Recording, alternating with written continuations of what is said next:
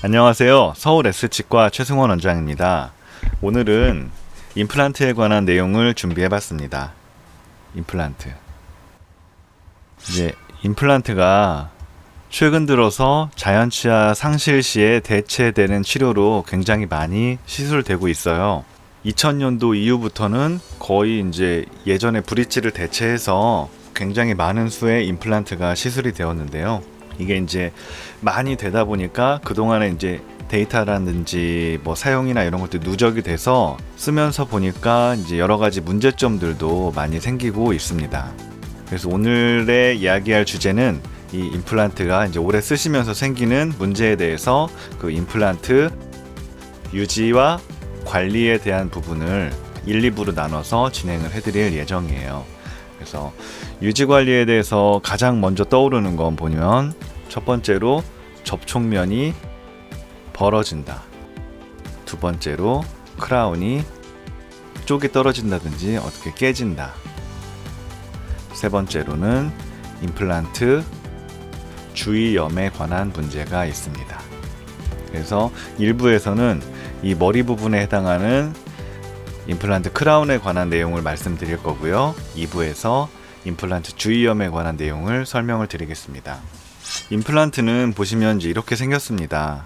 뼈 안에 박혀 있는 그 픽스처라는 임플란트 본체가 있고요. 임플란트와 크라운을 연결해주는 어버트먼트라는 그 중간 구조물이 존재를 하고요. 그 다음에 위에 크라운을 씌워서 맞물리는 치아와 그 식사하면서 기능을 할 수 있게끔 되겠죠. 임플란트에서 오래 쓰면서 생각할 수 있는 문제는 이 크라운에 생기는 문제가 있겠고요. 그 다음에 뭐 나사가 풀린다든지 오래 쓰면서 나사가 풀리거나 나사가 부러지는 문제.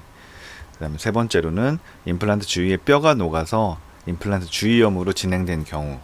뭐 이런 여러 가지 문제들이 생기고 있습니다. 결국에 임플란트도 자연치아와 흡사하기 때문에 자연치아에서 생기는 여러 가지 질병들이 임플란트에서도 똑같이 나타나고 있어요. 다만 임플란트는 충치는 없겠고 이와 같이 나사로 기계적으로 연결된 구조이기 때문에 나사가 풀린 거나 하는 그 기계적인 문제들이 발생을 하고 있습니다. 보시면 이제 완성된 임플란트 크라운의 모습을 보고 계신데요. 처음에는 앞치아와 사이가 딱 맞게 음식물이 끼지 않게 만들어 놓습니다. 하지만 우리 치아 구조와 악관절의 구조상 모든 자연 치아들은 시간이 지나면서 점점점 앞으로 밀리는 힘을 받게 됩니다. 그래서 치아들이 앞으로 밀리면서 예전에는 치아 형태가 당구공을 생각하면 공과 공이 닿으면 접촉면은 점이잖아요. 그래서 치아도 갓 맹출했을 때는 거의 점으로 접촉을 합니다. 이제 저희가 포인트 컨택이라고 얘기를 하는데요. 처음에 접촉을 할 때는 점 접촉이 이루어지는데 이제 시간이 지나면서 치아들은 뭐 앞으로 밀리는 힘도 받고 씹다 보면 뺨과 혀 쪽으로, 특히나 한국 사람들은 질긴 음식을 좋아하고 단단한 음식을 좋아하는 식습관을 가지고 있기 때문에 오래 쓰다 보면 치아들이 앞뒤로 이렇게 왔다 갔다 움직이는 힘을 계속 누적돼서 받아요. 이게 뭐 한두 번이면 괜찮겠지만 수십 번, 수만 번, 심지어는 수백만 번 시간이 지나면서 수백만 번의 힘을 받다 보면 이 처음에는 포인트 컨택이었던 게 왔다 갔다 마모가 되면서 면 접촉으로 이렇게 바뀌게 돼요. 치아와 치아의 접촉이. 그래서 여기도 보시면 이분은 이제 연세가 63세 남자 환자분이셨는데요. 거의 점 접촉이 아니라 면으로 이렇게 닿는 모습을 보실 수가 있습니다. 그래서 앞뒤로 움직이기도 하고 또 시간 지나면서 점점점 치아들은 앞으로 이동하는 힘을 받기 때문에 점점점 앞으로 쓰러지게 되고, 이게 눈에 보일 만큼 쉽게 움직이진 않지만 1년, 2년 지나면서 치아들이 조금씩 이동해요. 그래서 40대 이후에 사람들에서 보면 이 앞으로 쓰러지는 힘이 결국 아래 앞니 쪽으로 많이 누적이 돼서 특히 아래 앞니가 고르신 분들은 거의 없으세요. 치아들이 앞으로 쏠리니까 그 힘이 앞니에서 이제 겹쳐지면서 결국 그렇게 앞니가 처음에는 젊었을 때는 고르게 배열됐다 하더라도 나이가 들면서 점점점 앞니가 틀어지게 되거든요. 그거는 이제 자연스러운 현상입니다. 우리가 나이가 들면서 피부에 주름이 생기고 또 목소리도 예전에도 저는 더 낭낭한 목소리를 가지고 있었는데 나이가 들면서 목소리도 왠지 아저씨처럼 되는 것 같고 그리고 머리도 옛날에는 많이 있었던 것 같은데 나이가 들면서 조금씩 숱이 적어지고 뭐 이러한 것들처럼 치아들이 앞으로 밀리고 아래 앞니가 겹쳐지는 이런 것들도 자연스러운 현상입니다. 근데 임플란트는 뼈에다가 단단하게 심어 놓은 거잖아요. 그래서 시간이 지나도 임플란트는 움직이질 않아요. 그러다 보면 자연 치아는 앞으로 쏠리니까 결국 임플란트를 했던 치아와 앞쪽으로 자연 치아 사이에 틈이 벌어져서 처음에는 음식물이 안 꼈는데 쓰다 보니까 음식물이 껴요 라고 이제 많이 말씀들을 하세요. 근데 음식물이 끼는 현상은 이거는 자연 치아의 이동으로 인한 어쩔 수 없는 현상으로 보이고요. 그래서 임플란트를 쓰시면서 대략 저도 제가 진료하면서 보면 한 3년 정도 같은데 한 3년 정도 쓰시면은 이게 틈이 살짝 벌어지면서 이제 음식물이 끼기 시작하더라고요. 그래서 그때는 임플란트 크라운을 빼서 공간 벌어진 만큼을 다시 채워주고 끼워서 다시금 잘 쓰실 수 있게끔 그렇게 조정을 하고 있습니다. 이게 이제 임플란트를 쓰면서 유지 관리할 때 있어서 가장 흔하고 또 마일드한 케이스가 되겠고요. 음식물이 끼는 현상. 두 번째는 이제 임플란트를 하고 나서 이거는 저희 병원에서 하신 거는 아니고 예전에 이제 다른 병원에서 임플란트를 하신 건데 메탈 세라믹으로 이렇게 치아 보철을 해놨었어요. 근데 자연 치아와는 다르게 임플란트 주변에 포세린 그 세라믹 올려놨던 게 다 깨지고 닳고 안에 금속도 드러나 있을 정도로 이 경우는 이제 윗니랑 씹어도 잘 닿지 않고 약간 들떠 있는 상태이고 결국 임플란트를 한 이유가 씹자고 음식물을 먹자고 해놓은 건데 이렇게 되면 이제 임플란트 본연의 기능을 하고 있다라고는 할 수 없겠죠.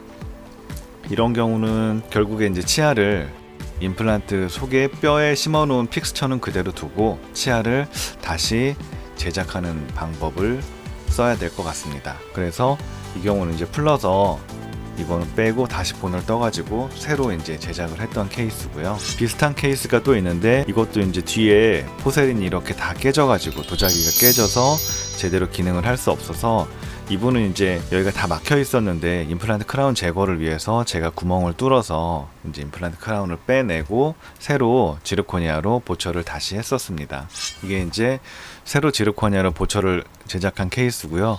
보시면 임플란트 같은 경우는 이와 같이 제가 처음 보여드렸던 케이스도 그렇고 씹는 면 쪽에 구멍이 뚫려 있어요. 이 구멍이 뚫려 있는 거를 싫어하시는 분들도 많이 계시고 또 이제 임플란트를 정확히 심었을 때 대개의 구멍이 치아의 한가운데 뚫리게 되거든요. 근데 이 치아의 한가운데는 맞물리는 치아랑 힘을 굉장히 많이 감당을 해야 되는 부위인데 이 부위에 구멍을 내놓으면 임플란트에 좋지 않느냐 그런 의견도 있었지만 구멍을 내는 이유는 단 한 가지입니다. 나중에 필요할 때 뺄 수 있게끔 하기 위해서.